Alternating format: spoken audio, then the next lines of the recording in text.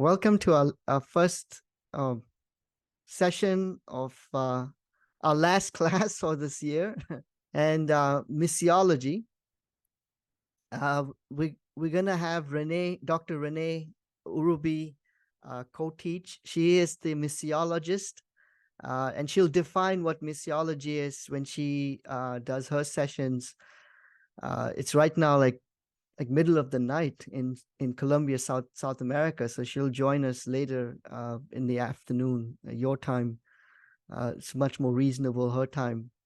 But you'll have me for the first 4 sessions. So I want to start the first session in missiology talking about theology.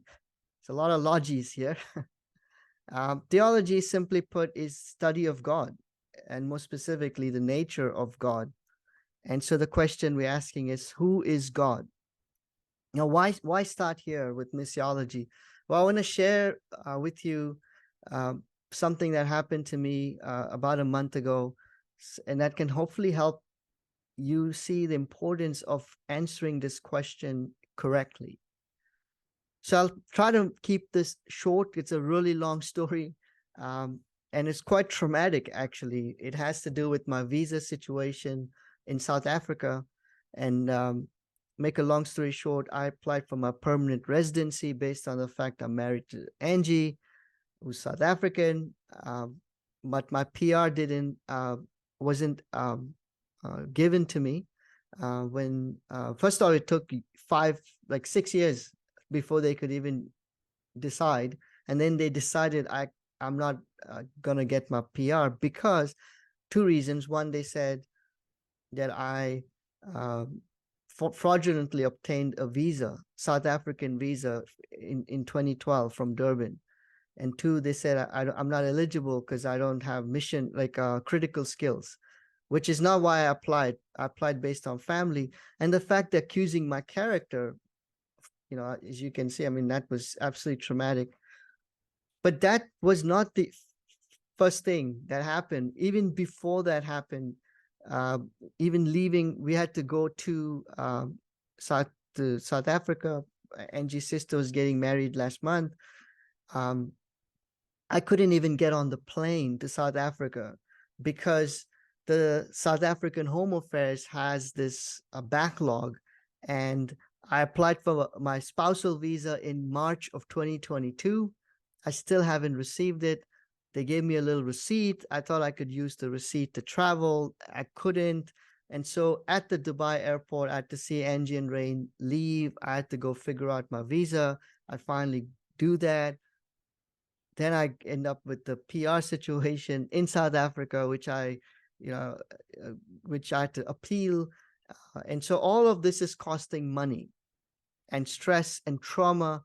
I had to stay back in Dubai, and then I had to stay back in South Africa as Angie and Rain are returning back after being at at her sister's wedding. So, I mean, there's a lot. And if I'm sounding disjointed, as well, it's because it was very traumatic and I'm still processing. But here's what I wanted to get at. So as all this is happening, I resigned my ministry job in April of this year.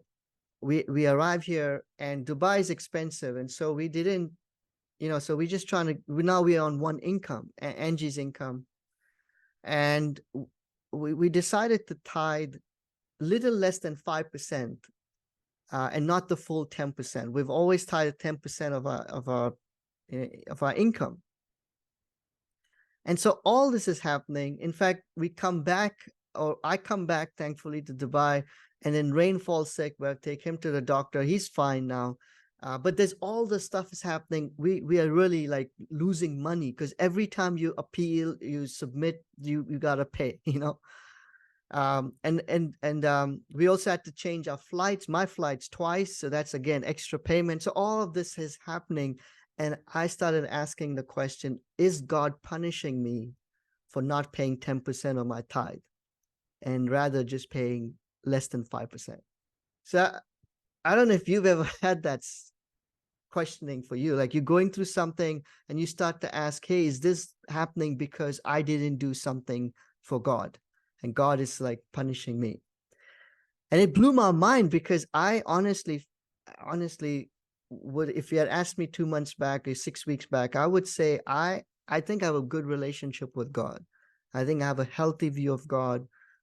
So the fact that I even had this cross my mind surprised me and shocked me. It's like, wow, who do I think God is? Is God like a Shylock, a money lender? It's like a mob boss.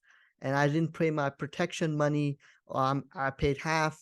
And that's why he's like, breaking my knees just to make sure I pay him the rest. And so that's why we're starting with this session, because who is God? It's really so vital in how we actually go ahead and live out our mission. And so let's turn to Exodus 9:16. And this is God speaking to Moses, and he says, I've raised you up for this very purpose, that I might show you my power and that my name might be proclaimed in all the earth. And that's really what missiology is.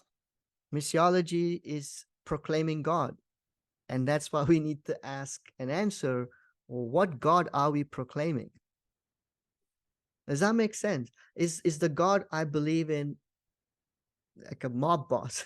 We have to pay protection money too. And if we don't pay on time or we don't pay enough, well, he's going to come get me. Is the God I believe distant, far away, and we have to work hard to get to him? Is the God I believe a permissive God who just lets you do whatever you want? And that's the God you believe in, or so on and so forth. So again, that's really the heart of missiology, is we're proclaiming God.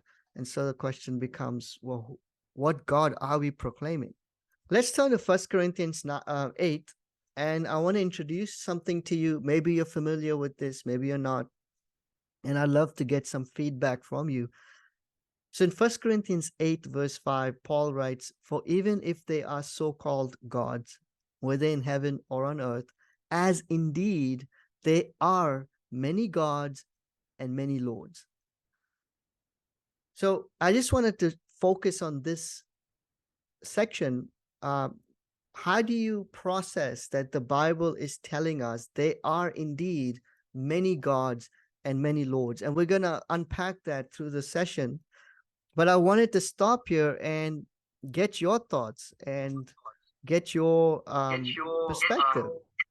How does this land with you, knowing that the Bible says there are so many other gods and lords? Have you heard this before? Is this new to you? And how is your mind processing the fact that there are other gods that's even mentioned in the Bible itself?